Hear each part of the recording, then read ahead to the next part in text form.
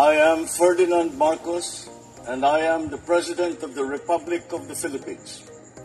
I stand today on behalf of 110 million Filipinos. Hi everyone, hello universe, it's me again. Shoutout sa inyo mga kababayan. Mayroon lang akong i-upload video sa inyo. Ito tungkol po sa pagpunta ng Pangulo dyan po sa 47 Asian Summit sa Malaysia. Importante po yun mga kababayan. Bakit kanyo? Ito, basahin ko po Hindi lang po sa pag-a-attend, dahil alam nyo po pag mga international forum sa mga ganyang klaseng biyahe, pagdadalo ng mga world leaders, importante po yan. Importante po, importante talaga yan.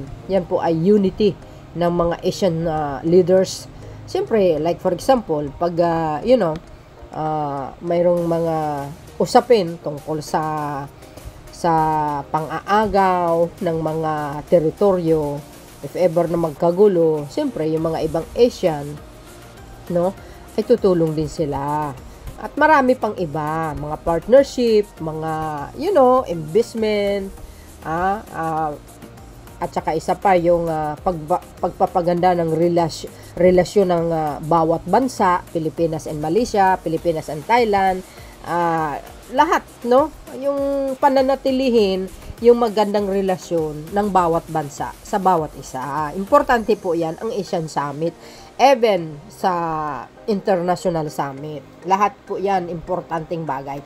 Kung napapansin nyo po, ang mga bawat bansa ay humahanga kay Pangulong Marcos Jr., especially sa Vietnam. 'Di ba? Humahanga sila sa kanyang pamumuno. Ay napakaganda naman. So dahil dito mga kababayan, ito, tingnan nyo to. Ayan, kanina umalis na po ang Pangulo papuntang Malaysia. Ang bilis nga nandoon na siya. Umaten na siya nga ng umaten na kaagad siya ng forum, O pag meeting, ito yung mga highlights Ayan, nakita nyo yung mga yung mga sekretary niya bago siya umalis, Well, I think ako kilala ko na itong mga sekretary niya, mga kababayan. Pero may napapansin ba kayo? Yung mga sekretary niya, mga kababayan, hindi po nanggagaling sa isang administrasyon, 'di ba? Si tulad nito si Secretary Balisacan. Correct me if I'm wrong. Di ba galing po siya ng Aquino administration, Di ba? At ito naman si Secretary Ralph, siya po ay hindi naman talaga Marcos yan. Pero ang Marcos supporters, pero dahil yung mga yan, sila po ay iniluklok bilang secretary because magtatrabaho po sila para sa mamamayang Pilipino, not the president. Even the president is working for the Filipino peoples. Di ba? Na hindi po sa kanyang sarili. No. Hindi po sa mamayang Pilipino. At kitang-kita naman natin ang kanyang kawanggawa, yung mga magaganang proyekto niya for the Filipinos, di ba? Ito, yung mga sekretary niya, siguro, alam niyo naman siguro, si Sekretary ng DAR, Sekretary Conrado, Sekretary ng DA, Sekretary Teo Laurel, si Sekretary ng DOF, Department of Finance, si Sekretary Ricto, dating senador po yan. At yan na po ang expertise niya. Ito naman si Sekretary ng DepDep ba yan? Correct me if I'm wrong. Si Sekretary Balisacan. Ito naman si Secretary Dizon. Alam po natin, galing din sa Duterte administration po yan. 'Di ba? Sekretary na ngayon ng DPWH, dating sekretary ng DOTR. Pero si Secretary Dizon, sasakit talagang ulo niya sa problema. Pero hindi naman po siya pabayaan ng Pangulo because tinutulungan naman talaga siya. Ang gagawin niya lang is linisin niya lang ang hanay ng DPWH. Di ba? Ito si Secretary Sharon Garin ng DOE, Department of Energy. Ako, parang memorize ko yung mga sekretary niya. Kulang pa nga yan Marami pang ibang wala. Mga undersecretary niya. Si Secretary Castro, isa na po yun. Ako, mga kababayan, masasabi ko siguro, one of the best administration so far. Ang Marcos administration. Why? Kasi, nakikita ko yung mga sekretary niya na nagtatrabaho talaga sila. nasa field sila lagi. Totoo po yun. Lalo na si Secretary Dizon. Oo, ng DPWH. Of course, si Secretary Laurel, nandoon po siya kahapon sa Davao, nagbenta ng 24 kilong bigas sa mga DDS, Davao City mismo. O, diba? Tapang ni Secretary, O, ganun din po, si Secretary Conrado ng DAR. Ay, kung saan nakarating. Mag-distribute lang mga titulo ng lupa. Ay, nabisitahin nyo yung mga page nila, makita nyo ang kanilang mga work hard everyday talaga, sa totoo lang. So, alam nyo, pag matiwasay ang pamumuno ng isang pinuno ng bansa like President Marcos Jr., maniniwala kayo man sa hindi, maganda po ang magiging resulta. Kaya man lang nagkagulo ngayon, because of the Duterte Alipores.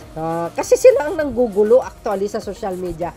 Obvious po yan. Real talk po tayo. Kung wala ang mga Duterte, tahimik ang bansa. Nako. Guys, 101% po yan. Tahimik ang bansa.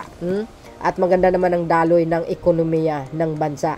Yun po ang katotohanan. Maraming magandang nangyayari. Tingnan nyo gandara ni First Lady. Yung damit na yan po, yan ang damit sa Malaysia ba? Correct me if I'm wrong. Mga classic Thailand, yung mga ganyang dress up. Yan chochal. 'Di ba? So, ang pinakadahilan din, isa sa mga pinakadahilan kung bakit talagang ang Pangulo ay pupunta sa Asian Summit, 47 Asian Summit. Ito po ang totoo ring isa sa mga kadahilanan. Yan po ang isa sa mga dahilan. Sabi po ng People's Tonight Radio, 1 hour ago, nakatagda umanong ipasa ng Malaysia ang chairmanship ng Association of the Southeast Asian Nation, which is ang ASEAN, sa Pilipinas para sa chairmanship ng bansa sa naturang asosasyon sa susunod na taon. Mayroon tayong upload videos sapagkat importante ang kanyang pagdalo ngayon sa Asian Summit, ngayong araw na ito, ngayong taon, because ipapasa nga sa kanya ang pagiging chairman ng susunod na Asian Summit. Dito po sa Pilipinas gaganapin. Yan naman po ang katotohanan. At si PBM ang chairman. Agay. Hoy mga bes, for the first time yan. Since sa kanyang ama. Mula nung dating Apolakay, hindi na po nauulit yun. Sa totoo lang. Ngayon pa lang sa anak. Diba, nakaka-proud bilang isang Pilipino. Biro nyo yun.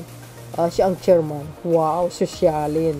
Ang Malaysia, ang kasalukuyang chairman ng ASEAN sa ilalim ng timang Inclusivity and Sustainability. Wow.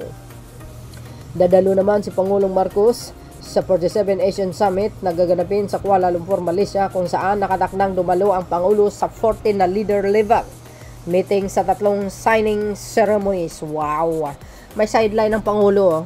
Alam nyo naman yan pag ganyan ng kanyang mga travel, may laging sideline yan sa mga business leaders alam nyo naman, isa lang naman yun ang mag-encourage ng mga investors sa Pilipinas ang investors ng mga world leaders para mag-invest sa Pilipinas. That is guys ang katotohanan. Ayan malinaw dito 47 Asian Summit chairmanship ipapasa sa Malaysia sa Pinas. Si PBBM ang tatanggap, of course. Malaysian will be turning over the Asian chairship to the Philippines, marking the symbolic beginning of our term as a chair. Sabi Pangulong Ferdinand R. Marcos Jr., mga best, congratulations in advance. Next year, we are a chairman ship for the 48th Asian Summit. Agay. 48, yes, tama naman, diba? 48 Asian Summit. So, si PBBM ngayon ang magiging chairman. So, yun mga kababayan, that is the reason why ang Pangulo, isa sa mga dahilan yan. So, yun mga beswa, thank you for watching. See you again on my next upload. Bye. And baboos, God bless Philippines.